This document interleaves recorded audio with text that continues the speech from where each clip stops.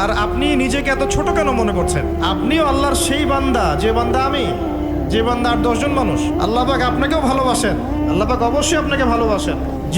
জীবনের দীর্ঘ সময় পর্যন্ত আপনি আল্লাহকে ডাকেন নাই, আল্লাহ আপনাকে ফেলে দেয় নাই। আল্লাহ আপনাকে খাওয়ান, এখনো পড়ান, বাঁচিয়ে রেখেছেন, আল্লাহ নিয়ামত দিয়েছেন। আল্লাহ আপনাকে ভালো না বাসলে এমনি করেন?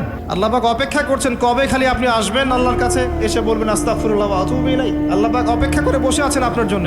আপনি কোথায় যাচ্ছেন? ফাআইনা তাযহাবুন। আল্লাহ পাক বলেছেন ফাআইনা তাযহাবুন, কোথায় যাচ্ছ তোমরা? কোথায় যাচ্ছেন? টাকার পিছনে, বাড়ি গাড়ি, স্ট্যাটাস, স্ত্রী সন্তান, ভোগবিলাসের পিছনে? আল্লাহ অপেক্ষা করছেন আপনার জন্য।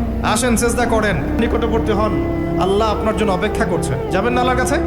আল্লাহ পাক সবাইকে আল্লাহর কাছে ফিরে আসার তৌফিক দান করুন। এটাই হোক আমাদের কাছে আসার গল্প, এটাই হোক আমাদের কিসের গল্প? কাছে আসার গল্প। আমাদের জেনার গল্প দরকার নাই। ওদের কাছে জেনা হচ্ছে কাছে আসার গল্প, যার ব্যাপারে আল্লাহ বলেছেন লা তাকরাবু জিনা, ওর ধারের কাছেও যেও না।